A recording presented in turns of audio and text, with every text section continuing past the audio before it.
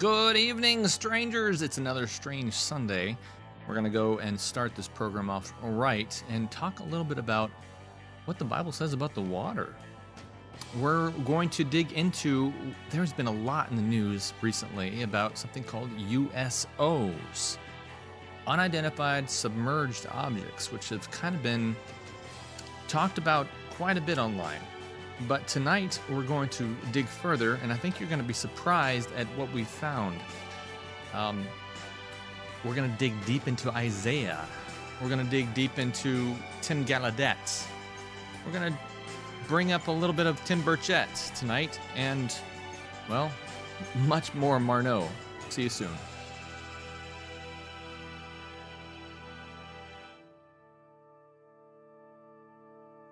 The system is totally rigged and broken.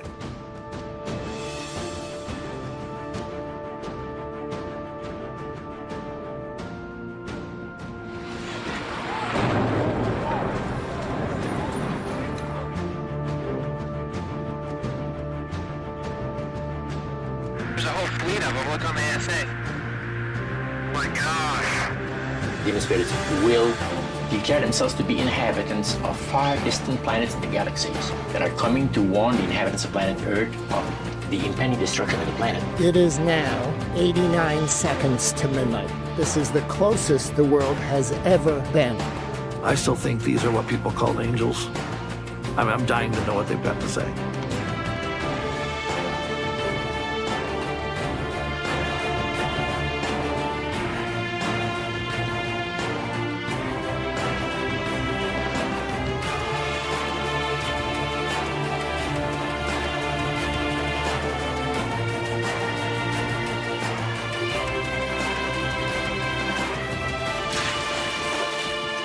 Pretty severe suffering brings them. These entities have the ability to appear in any form.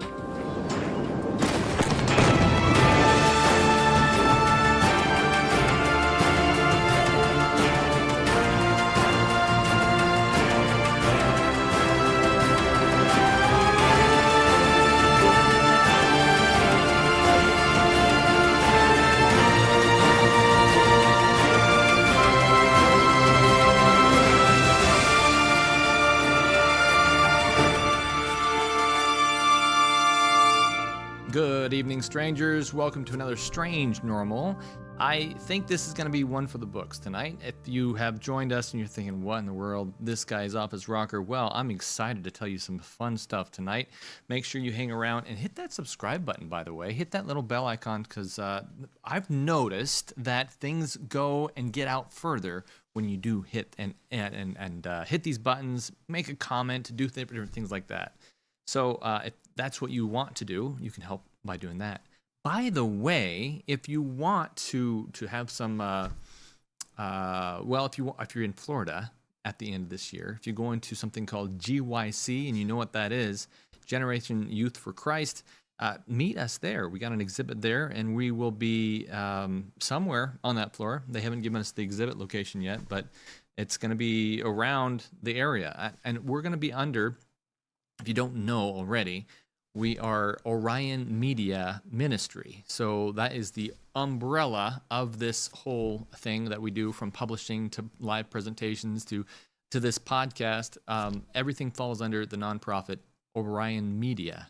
So if that's something that you want to participate in, look for me under Orion Media. Orion, of course, like the constellation up there, because that's where I believe God's coming back from. That area up there, so I want to align myself with that. And I'm looking for an editor, someone that can help me out a little bit, and preferably in the Philippines or somewhere across the sea, because we're not a very big ministry, but we could definitely, if you were interested in doing something like that, we'd really appreciate it. So reach out, Bradley at strangenormal.org. .org. Make sure it's .org, not .com. It'll go nowhere. Let's get into this tonight. I want to talk a little bit further about this topic. We're going to talk a little bit about water. Water. What is going on with all this water in the news all of a sudden? Well, apparently the government thinks that they have figured out where all these UAPs are coming from. They said they're not coming from the sky up top. At least that's not what they're ground radar is showing, and they're saying what we're seeing is all these things seem to be coming from 5 or 6 locations in the oceans. Now, the characteristics of these anomalies, these fireballs in the sky, these tic-tacs that are visible during the day that they fired upon, you've seen that one clip, I wish I had that one up here, is interestingly enough the characteristics of demonic entities. We've dug into that quite a bit. You can go through a couple videos back. If you go to the main YouTube channel, Strange Normal YouTube channel, youtube.com/Strange Normal, find the section that says best videos and look in that section. I think you'll see a top 20 reasons we believe this is a demonic, man, I'm making up words tonight. Demonic event. Now, first things first, I want to establish there's a former occultist named Roger Morno. We have a couple clips of him tonight. He is this guy right here. We're going to bring this straight away up. See if I can do this. There we go. And you've heard, everyone that's been on this channel before, you've heard this clip, but I'm going to play it anyway. We've had a slew of new people that come in. Make sure that they understand what's going on here. If you don't know who Roger Morno is, he's a former occultist that became Christian. He had this to say when speaking to his former satanic priest. This is interesting. And the priest told us, we talked quite a while, and then he said, could I have a little bit more of your time? I want to do something very fascinating.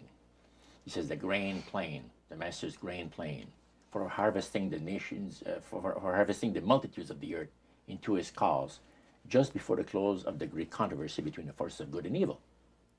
So we continued, after we expressed ourselves that we're deeply interested to know more about the activities of the spirits. And he said it's going to be done in a unique manner. This grand plan is going to take people are going to eat the stuff.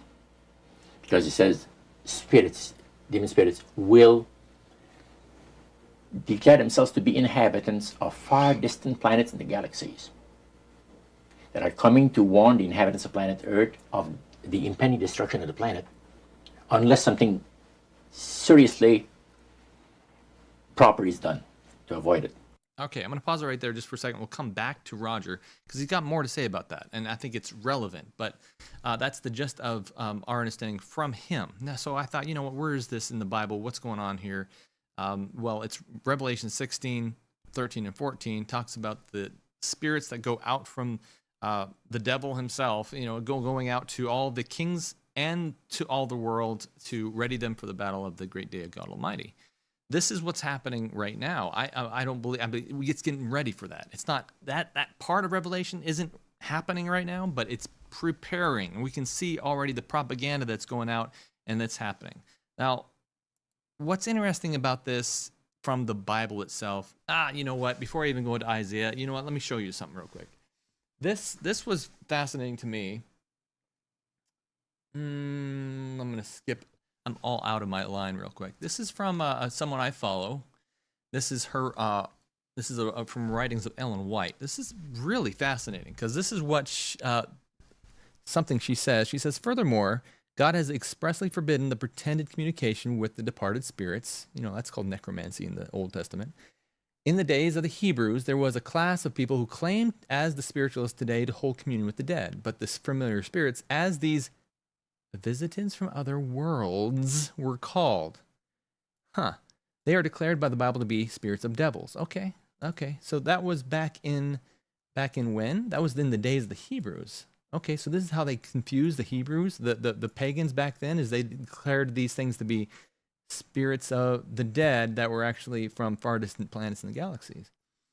Okay, so what happens in the future? Well, it says it right here. It says, the pretended visitants from the world of the spirits sometimes utter cautions and warnings which prove to be correct, and they try to tell the future. Then as confidence is gained, they present doctrines that directly undermine the scriptures. Really interesting. So this is kind of a premise, so from what we are going to be presenting on tonight, but something that I thought was really interesting is the 26 and 27 of Isaiah. And a friend of mine, I'm going to give him credit, Fred, if you're watching, thank you so much for bringing this. This is what it says at the end of Isaiah 26 and the first verse of Isaiah 27, where it really gets interesting, but I want to kind of understand the context behind this first. So let me show you the context of Isaiah first. Okay, so this is where it says, "Come, my people, enter thou into thy chambers, and shut the doors about thee. Hide thyself, as it were, for a little moment, until the indignation be overpassed." Well, what just happened here? Why is God telling his people to hide themselves? Well, what happened was God is coming. That's what's going on here. And God's like, look, something, I'm coming, and I'm not happy with the people on earth. The verse before that says, "Thy dead men shall live together with my body, that dead body shall thy rise. Awake and sing, ye that dwell in the dust, for thy dew is as the dew of herbs. And the earth shall cast out the dead." This is the beginning of the coming of God. Okay, so that's good. This is the end of that. So what's the last verse in this chapter say? "For behold, the Lord cometh out of his place to punish the inhabitants of earth for their iniquity. The earth also shall disclose her blood, and shall no more cover her slain." Big things are happening. Well, what's the very next verse? You know that, and I know that these chapters and verses were not, the numbers were not put into the Bible. Man, put them into the Bible, and so we could find things better, right? But when they were written down, they weren't written that way. Like, I didn't think, going back to the New Testament, I don't think Paul was like, okay, I'm going to make this number 1. That's the first one. No, that's not how it worked. We did that later on. But let's go to 27 and check this out real quick. First verse says, "In that day," this is right after it talks about that, "In that day the Lord with his sore and great and strong sword shall punish Leviathan." Leviathan? What, is he going to go down in the ocean? "Shall punish Leviathan and the pierced serpent." Okay, now we're knowing what's going on here. This is poetic language, talking about the serpent. What are they talking about?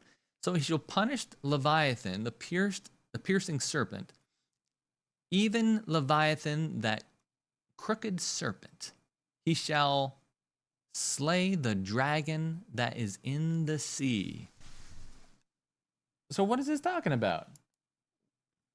Well, look at Revelation. We know Revelation, I think this is 12. Yeah, Revelation 12:9 says, "And the great dragon was cast out, that serpent of old, called the devil and Satan, which deceiveth the whole world. He was cast out into the earth, and his angels were cast out with him." So I find it really interesting that you have the sword of the Lord shall punish Leviathan and that piercing serpent, even Leviathan, that crooked serpent, and he shall slay the dragon that is in the sea.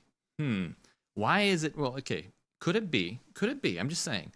We know that the sea is the masses of people, right? That's the poetic language that means. The oceans, the waters really mean the groups of people.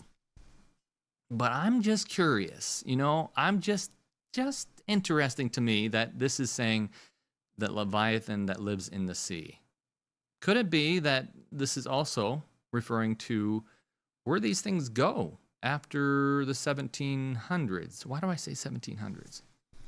Boy, this is really getting deep, folks. And again, what we've set up here, this channel, is kind of the Strange Normal Research Group. This is not just, hey, this is what we're stating as fact. This is what we're trying to understand as happening throughout society. And so go with me on this. Figure this out with me. I don't need comments saying mean comments, but I do need scholars to figure this out and look through some of these clips I'm going to show you, because I think it's fascinating. One of those clips I want to show you is this one right here. Watch this. At the beginning of the 1700s, said the high priest, Satan and all his spirit counselors held a great general council with one purpose in mind. It was to prepare for the great industrial age that was soon to break upon the world. And Lucifer also foresaw another age that was to follow that, where tremendous scientific discoveries would be made by people, And we would enter a unique age that would change the way that everybody lives. It would also serve to usher in the end times and the close of the great controversy between the forces of good and evil. And the priest said that Lucifer had been studying the Bible. And he found in Daniel 12:4, where we are told about the time of the end, many shall run to and fro, knowledge shall be increased. Mm-hmm. He understood it to be that we're getting to that point. And he had, with all the spirit counselors, to change their modes of operation in order, to ensnare people. Mm-hmm. And to devise a way whereby people would disqualify themselves from being members of Christ's kingdom. And he was just very candid about this. Oh, yeah. Telling you and the rest of the group, 60 or 70 people there, the plans that close to 100 people, Lucifer had revealed to him. Mm-hmm. And by the time the council came to a close, they had 3 major policies that were going to be followed. First, they were to see to it that humans would be made to believe that Satan and his angels do not really exist. Because up to that time, you could walk down a street of Paris and you would have signs that would say where you have a soothsayer or a fortune teller of some type, and if you want to put a curse on someone, you could go and see this other old lady over there, the old witch. That's the way it goes. But now it had to change. Lucifer says we have to make sure that humans, get to believe that Satan and his angels do not really exist. And what's going on? Well, why would he want people not to believe that he exists? Well, if he can get rid of the idea that he exists and he is spirit, then maybe he can get people to believe there is no spiritualism. There is no spiritual, I guess some people have said the spiritual realm. I don't like using that word. I don't find it in the Bible because the Bible says there's a veil that is that can be lifted. It doesn't say anything about a realm. There's no stool in the other room because it exists in a different partition of reality. I don't know. I think that's Star Trek. I think we've all been infected by Star Trek a little bit. But the realm that exists, I think in the Bible, biblically, is this idea of a different bodily form that God created out of seraphim and cherubim, which are angels. Some angels are good, some angels are bad. And these angels can change their form from physical to non-physical and break physics. At least that's what we're seeing. And that's what the Bible has shown as well. So I want to get back to the point where we stop thinking that angels are ghosts. I want to stop thinking about the idea that the angels are this ethereal thing you can put your hand through. I'm sure they can either manifest that or they can make themselves seem like that. But I think that the Bible reveals that angels are actually very physical if they want to be. They can eat food. That Bible says that. I should have pulled those verses up, but they have in many places in the Old Testament came down, ate with humans, and if they can eat, that means it's got to go somewhere. It's not like just falling out on the floor if they're a ghost. So these very physical beings have to have gone somewhere. Where did they go? Did they just floating around in the air? Jesus actually says that. He says that they have to find rest on something. And it's interesting too that we also see that they're congregations of these things, or at least they're coming from, or at least they're pretending to. This could all be a lie. Coming from the oceans. Let me play you some clips of that from the news real quick. See if I can bring that up here. Oh, but first I'm going to introduce you to Tim Gallaudet, I think, because I got to tell you that he's actually a legitimate, interesting guy. And he's going to start saying, hey, this is what we've actually seen. And the news interviews and stuff kind of base on this. So listen to this introduction of him first. Admiral Tim Gallaudet, American oceanographer, retired Rear Admiral in the United States Navy, formerly worked on the U.S. Department of Commerce as the Acting Undersecretary of Commerce for Oceans and Atmosphere, also Acting Administrator of the National Oceanic and Atmospheric Administration, the NOAA, on the Board of Directors for Force Blue, honored as a distinguished graduate of the University of California, San Diego. You're a research affiliate for Harvard's Galileo Project. You're on the board of the Soul Foundation and Americans for Safe Aerospace. And you later this year have a book coming out on leadership.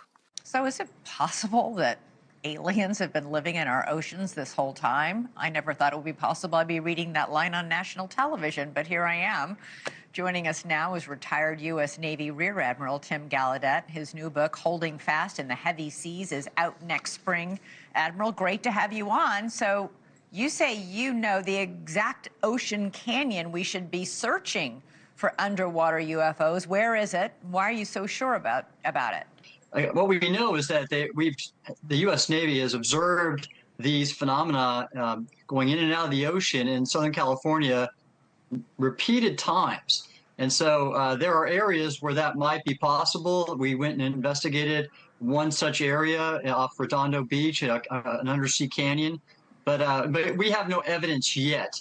But we do know from Navy video and sailor reports to me personally, whistleblowers, that these phenomena are being observed coming in and out of the ocean off Southern California and other areas of the world's ocean.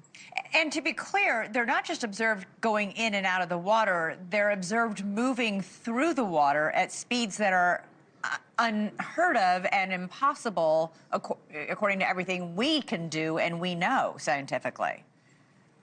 Right. Well, I wouldn't say there's a whole mass of data, but I've had submarine officers and former acoustic intelligence specialists come to me and describe to me instances of objects they've been able to detect on sonar with anomalous behaviors, traveling faster than what our submarines can do, and even our weapons can do, such as torpedoes. And I've also had sailors come to me and describe to me, former sailors, pardon me, of the Navy, that have seen objects go in and out of the ocean. So, and by the way, others have reported this. For example, Lou Elizondo, has published a book about this called Imminent, describes several instances where overhead video using national intelligence assets have seen underwater objects moving at high rates of speed below the ocean surface. So what is it about the California coast or the Pacific Ocean near California, do you think, why are we seeing more incidents there than we are in other places? Well, I can answer that. I think, and I wish I could bring up Google Earth actually right now. Maybe I will. I think this is where we're going with this. Maybe I can do that real fast. Earth. Boom, it's coming. All right, so Google Earth, so what they're saying is one of the spots where they see these things a lot is around Los Angeles. Imagine that, right? Where Hollywood is primarily. And they say these things are existing in let me put it on the right screen here so I can show you guys. They are existing in the area of Los Angeles that is very interesting. So let's go to my California geography is not very good. So let me see if I can actually find Los Angeles here. Where is the city? Let's just do this. It's right there somewhere. There we go. All right, so we're going down to Los Angeles here. Let's look for Hollywood real quick. I think this is interesting. All right, so that's Hollywood. So this is Hollywood. And where do these things exist? Well, we're going to find out that these things are existing in this crevice right here. That's where they're seeing a lot of these things. Remember during the whole Tic Tac event, the Tic Tac event was where this white Tic Tac appeared when this naval Nimitz carrier was carrying these things, and they were practicing for war. And all of a sudden they said, hey, like scramble, get 2 jets up there, look and see what this thing is. Well, it came down from 80,000 feet, dropped and hit the water, hovering about 20 feet above it and boiling the water above it. They said something was down there. And there's been all kinds of stories about this that from the military saying they dropped something on the ocean. It was one of those missiles, and they want to see what it was. And this thing came up and just swallowed it up, and it wasn't a normal fish. something is happening, something very odd. And I'm sure it's just to cause a lot of commotion about something else exists on Earth here. And so that this whole plan that Morno revealed can happen.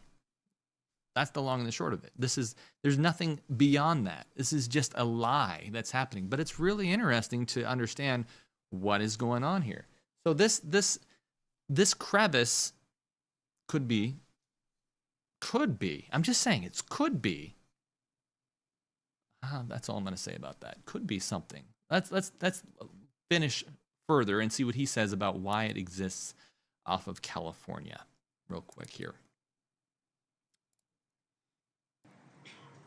I don't know. And that's why we want to research this. And I've called for this to be a national research priority, because what can explain what they're doing, why they're doing it, their intent, their nature, where they occur. It's right now, I don't know.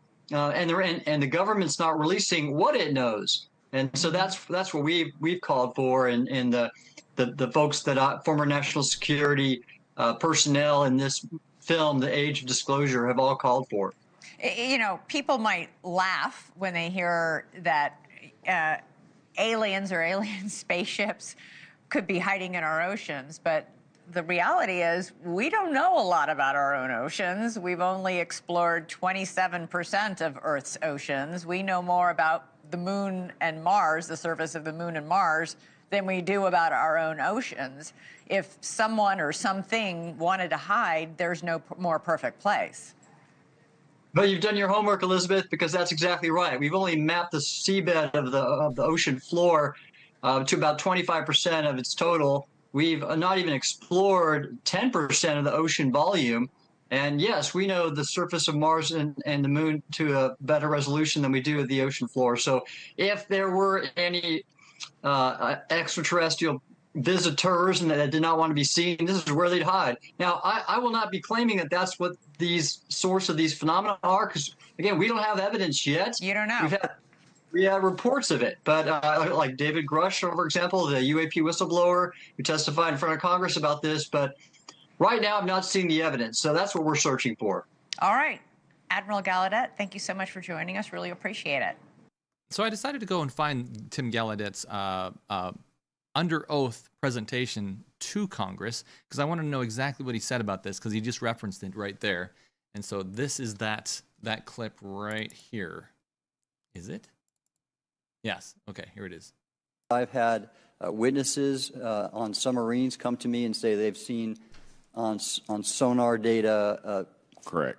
Okay. Yeah. How would you characterize those, and how do they move?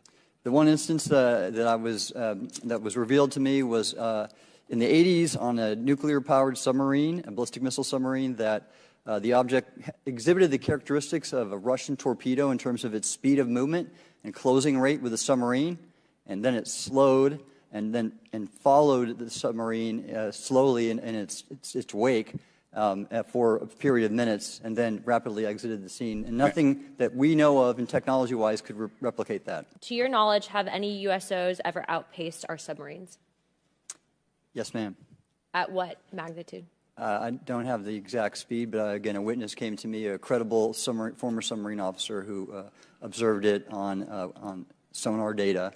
And this was in the 80s in the North Atlantic during a storm, and it outpaced his submarine by orders of magnitude. Are you aware of any hotspots that currently exist off our shores in North America? Not with sufficiently credible data, ma'am. All right, so he says not with sufficiently credible data, but there's another guy that comes out and says we actually do have that information, and that is actually Tim Burchett, the congressman for Tennessee. Let me see if I can find that clip real quick. I'm all over my thing tonight, but I'm going with it. So let's go to Tim Burchett real quick. There it is right there. You've been quite outspoken on the subject of USOs. Why is that? What prompted your interest? Well, my conversations with pilots, and they seem to always be over water, and then a chance conversation I had with a former admiral, who, or I guess you're always an admiral if you're one, about these 5 or 6 deep water areas, and it just seemed to make sense. That's where you're seeing a lot of the observations of the UFOs. And then when I'm told something big as a football field is moving at 200 miles an hour underwater, when I know the best we have is around 30, it lends itself to a lot more questions than answers. I understand you've spoken to people who are direct witnesses to claims that there are objects that have been detected underwater moving at hundreds of miles an hour. What more detail can you give me on these particular incidents? Well, of course, it's done by sonar, and the fact that we have nothing in those capabilities. And if you shoot a bullet literally into a swimming pool, it's going to go just a few feet before it just stops. But you can shoot it through the air and it can go over a mile. And it just shows you the amount of friction and the amount of power that would have to have. But also it lends itself to why we keep seeing these things over water and then things that dive into the water. One of the things you've spoken about is the speculation of underwater bases, not human bases, but bases by non-human entities. What can you tell me about what you've been told? Well, that the concentration would be such that that's where they would be, and that we have not been able to explore any of these areas. If you just look at the numbers of sightings out over the ocean, it just seems to lend itself to that. And if you wanted to be undisturbed, where you wouldn't go in the middle of New York City or Knoxville, Tennessee, you'd go, although there's some strange things I've seen here, you would go where you would be least disturbed. And so the most unexplored area and the vastness of our great oceans is kind of hard to comprehend at some point. Isn't that interesting? I went ahead and I looked up on a little Bible study I've done previously. I don't think I can show it to you here, but Genesis 18, 1 through 8 talks about 3 men identified as angels in Genesis 19. They ate bread, meat, milk, and butter prepared by Abraham. In verse 8, they said, and they did eat. Judges 13, 15 through 16, Manoah offered food to the angel of the Lord, and the angel engaged physically with the offering through, the direct sacrifice. He engaged with it. This is interesting. It says, angels walked, they traveled, they are physical. And you know what's missing from all these angels in the Bible? Wings. I think that's interesting too. Just saying. I know we've had those images that go around saying this is what an angel looks like, and it has a bunch of eyeballs on it, and it has a bunch of round things around it. Give me a break. I mean, I know that imagery is in some parts of the Bible, but that's not an angel. That's a story. So let's go into Genesis 19, 1 through 3. It says angels walked in Sodom, entered Lot's house, and physically lodged there.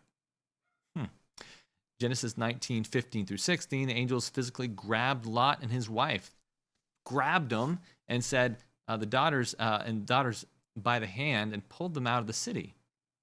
It said the men laid hold on his hand.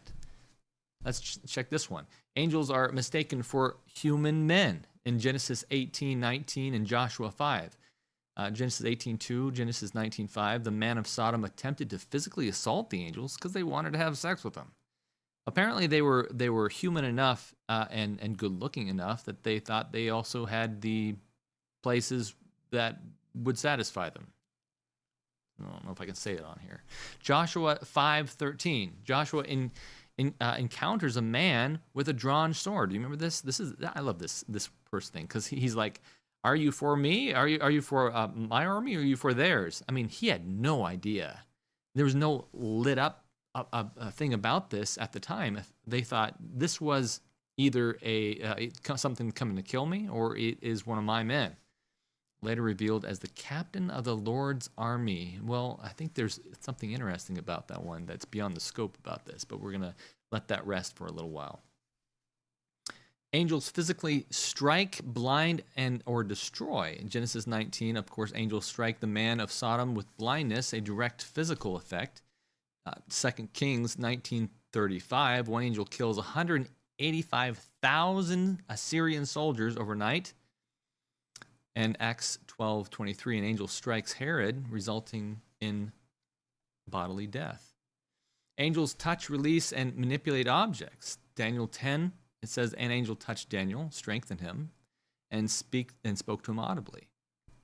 Acts 12:7-10, an angel strikes Peter on the side, removes the chains, and opens the iron gate and leads them out. So there's a very clear aspect to this, that they have a mouth, they have eyes, they have ears. I mean, this is what is portrayed in the Bible as they can do the things that humans can do. This is not like some octopus type entity with a bunch of eyeballs on it that is just going around pretending to be human. Something very beautiful and very physical about this. If I had a little bit of time, I would have pulled that clip out of Roger Morno's testimony, the 3-hour testimony he has online. And he says that they used to pull these demons out, and they used to, as a satanic worshiping cult, paint them on the wall so that they could worship them. And he said they didn't look weird. They looked beautiful. Beautiful beings. So it's a longer Bible study. But angels are seen, heard, and interact with normally in Hebrews 13:2, Luke 24:4, and the key passage would be Psalms 104:4. Who can make his angel spirits, his ministers, a flaming fire? This describes the nature of the origin, not the absence of physical manifestation. So in other words, they're not the same body. Paul talks about different bodies that are given to God's creation. And so I think it's interesting that just because we are bound, or we seem to be bound to this physical carbon body that we have, doesn't mean that that's the only thing God can do. There's something beyond our physics that exists on Earth here. So that's, I'm sure I probably lost like everybody doing this presentation here. But let's get back into the clips, because I think it's going to get a little more interesting as we go through these other clips here. All right, let's go back to Tim Burchett here as he talks more about this. Listen to this. You've speculated about 5 or 6 bases of non-human entities. Where did you get that number from? From some Navy officials that had, in fact, had broached that subject to me. I always remember the last thing this one fellow said, because you've been in my office, but you come in one door and you can go out the other if you choose, and nobody ever does. They just go out the entrance they came up. He chose to go out the other door so he could kind of get away from all the other. And the last thing he said was, he looked at me and said, "Tim, they're real." And I'll never forget that. And it led me to believe that he had more information. And to be very clear about this, Tim, what you're saying is that these objects underwater, these bases underwater, they are non-human. You're clear about that? That would be my belief, yes, sir. We don't have the capabilities of traveling there or doing anything else. Clearly, something is operating in our oceans very close to the continental United States. And as you've speculated, it's perhaps using it for some kind of surveillance. Surveillance. 100%. That's the only reason that would be doing it. When the numbers go up and then they drop off to almost nothing, and then you have these clusters that occur, and that would lead you obviously to believe that something is observing us. There's so much here. Does this excite you as much as it excites me? I want to hear the chat, because this is amazing, the verbiage they're using. I'm picking up on this stuff going, wow, something non-human is looking at us and surveying us. They're watching us. What do we know as Christians? Well, there is a recording angel, and there's also a bunch of good and bad right now, and they are not just ethereal. Something else, they're very physical. And they have to stay out of the way, because that's what Roger Morno just said in that last clip. They have to stay underground so that we believe that the spiritual realm doesn't exist. Well, where did they go? I don't know. You know what? I hesitate to make any factual beliefs on this, but I think it's rather interesting, don't you? All right, let's continue. or we're observing something and we're observing them. But yeah, I guess it still just bothers me that our government won't come forward with it because, and the guys on the intelligence committee, I think, and gals, I think you have a few in there that just want to dissuade us from finding out what the real truth is. Well, let's go to basics, Tim. Do you think we are being lied to by the government of the United States about the nature of these threats from the ocean? Yes, sir. Yes, sir, I do. I think we're being lied to about a lot of things. I am the part of the government, and I don't trust it. I don't trust what's going on. You have to ask yourself, why are we being told to keep quiet? Why the secrecy? And it lends itself to Washington in itself. It's about power. It's about control. It's about secrecy. And therein lies some of the power and control over all of us. And I suspect all governments across the globe are the same way. What do you think is President Trump's position on this? Do you think he's still amenable or open or receptive to the idea of being more open about UAPs as he promised during his campaign for the second administration? I think he is. I still think he is. I've put a lot of faith and trust in mine and his relationship. I don't bother him about stuff all the time. I've asked for a 15-minute meeting with him, and I would like to discuss. There's 2 or 3 things I want to bring up to him that I think would go a long way, and one of those is this issue. So one of the questions that came up in the chat was, why do these interdimensional beings? I'm gonna say that just how it says it in the chat. Why do they need a base? Well, let's take, for instance, the assumption that these things are absolutely not alien.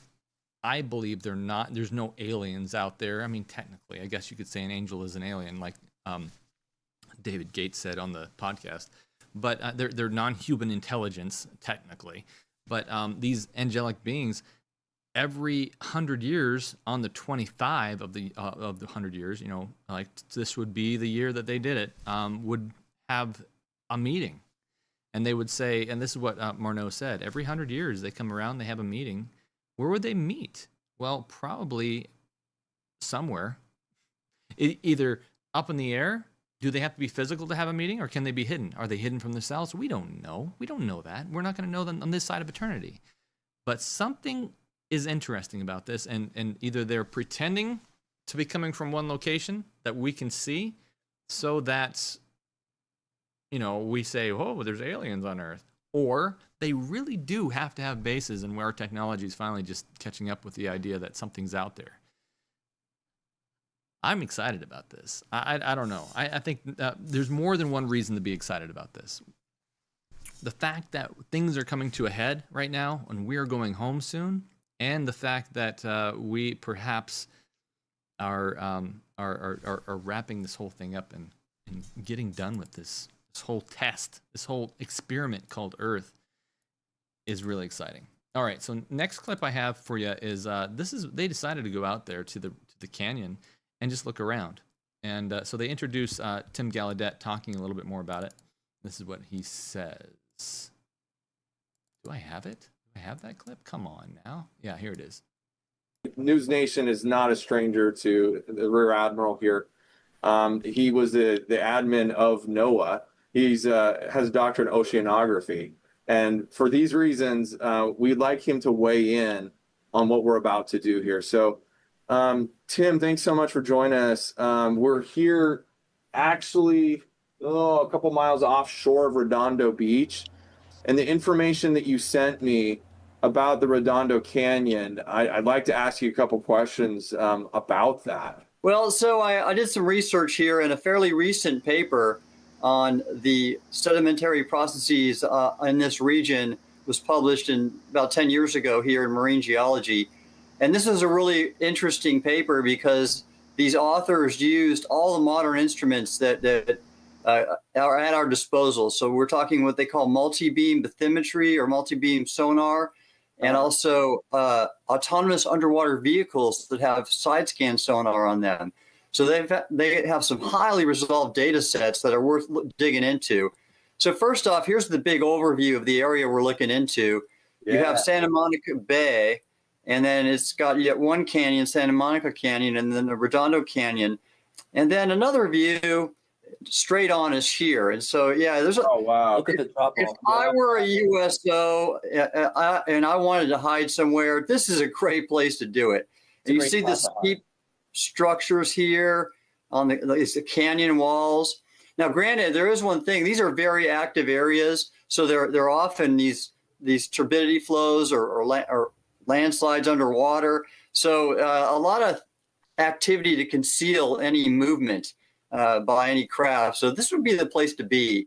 And Admiral, doesn't this connect, the end of this Redondo Canyon connects to the wider Catalina Channel? Is that correct? That's right. Let's go back a little bit. And this is really interesting. So first off, this red circle is the region I recommended you go dive on.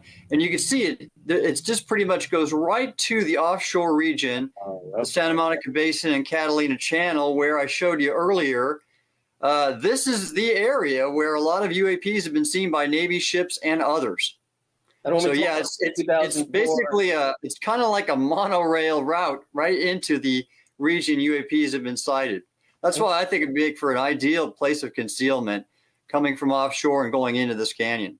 Right into Hollywood. Well, not exactly, but right into LA there. I think that's fascinating. So, by the way, if this is interesting to you, we do this 24/7. You don't just come up with this whole show by itself in 24 hours. We actually have been doing this and talking about this quite a bit. So if you are interested in that and you want to be a part of that, you can get to our Discord private community by going to patreon.com/strangenormal. Patreon.com/strangenormal. If you're having any trouble getting in there, please let me know. You can email me at bradley@strangenormal.org.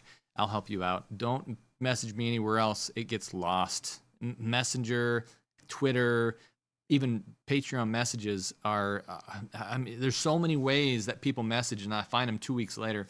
You got to email me. If you email me, I can prioritize it and I can get to you. If I haven't gotten back to you, email me again. I get a lot of messages. I appreciate you guys. But I got another I got another clip here I want to show you. Oh, one more thing too. If you are coming into Chattanooga area, Chattanooga, Tennessee is where I am from.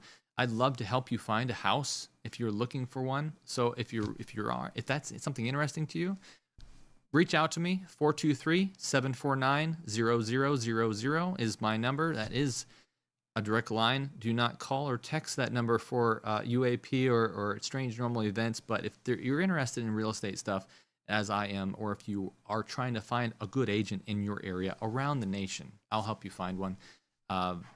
Just give me a call or a text.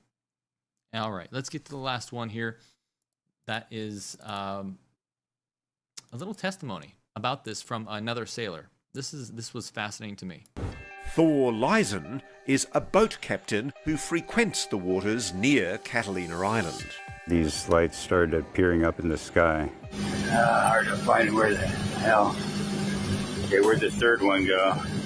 On the 13th of September 2021, Thor was on the water when he recorded this video showing 3 orange orbs. This is the same general area where the famous Tic Tac video was recorded by the US military, and above the deep and mysterious ocean caverns that Tim Gallaudet pointed us to. As we drove over it for those few moments, it flashed lights up at us. Like, I'm talking like, it looked like baseball stadium lights just surrounding the boat, just beaming up all around us.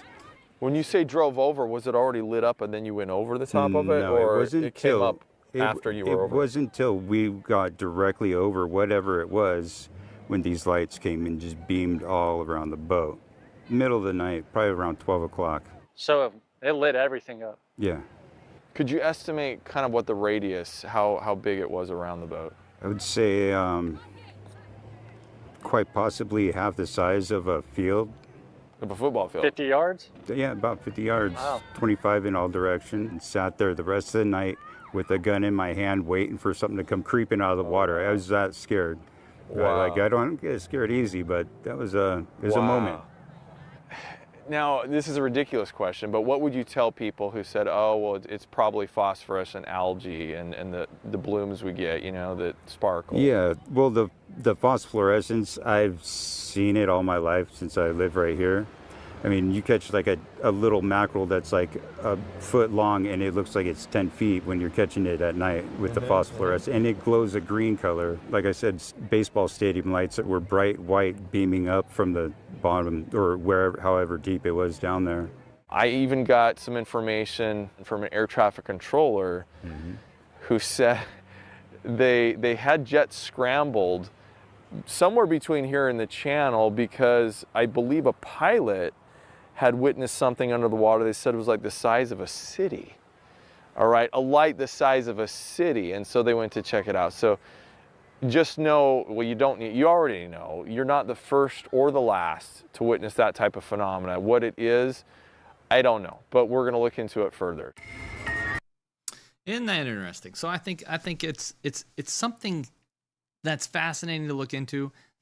Not salvational, what it is or what it's not, but I think the fact that all this is coming out now and it's kind of weird, kind of strange. I'm not supporting anything biblically on it. Understand that, but I think it is something worth looking into and something worth examining. Always, though, what should we use to decide what is truth?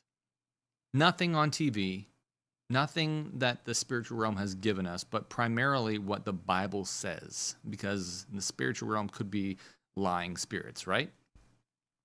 So when deciding what truth is, go with that first. This is all just fascination. I want to make everyone very clear on this, that we aren't trying to establish a new cult or kind of idea or anything like that.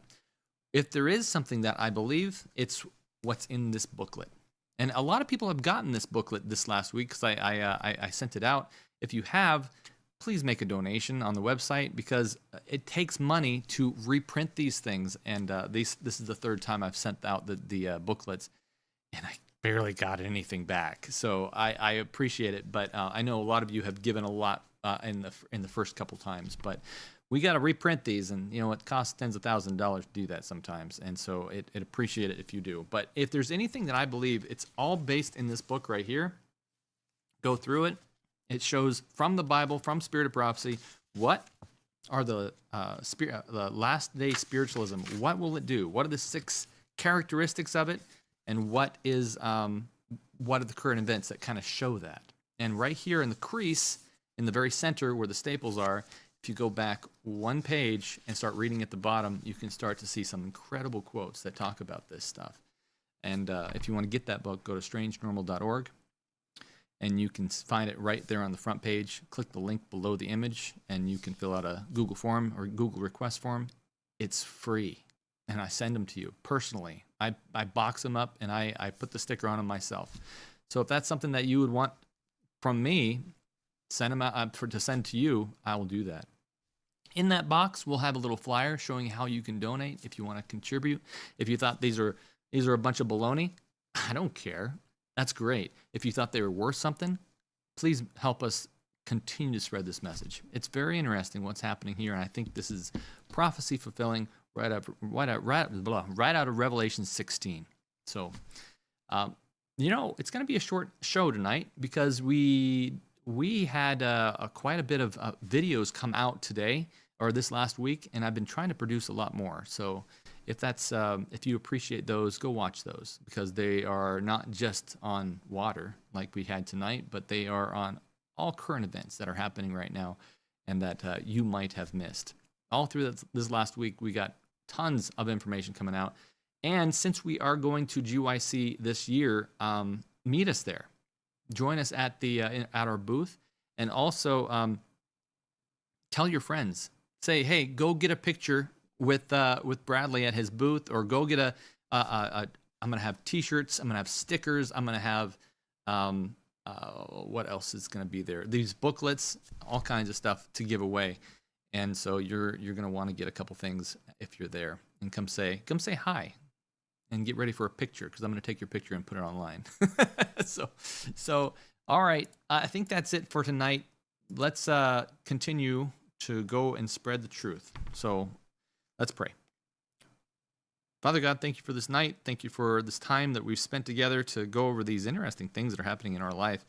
Continue to guide us and give us wisdom on how to understand these strange events from the Bible. We look forward to the day where we don't have to wonder. We can look back on history and understand exactly what was happening. We love you. In Jesus' name we pray. Amen. All right, that's it. Folks, I think I will close with that. Make sure you comment. Comment on the program if this was interesting, because comments engaging with the website actually makes this go a lot further. Good night. My name is Bradley. This has been Pure Strangeness and Absolute Normalcy. Strange normal. See you later.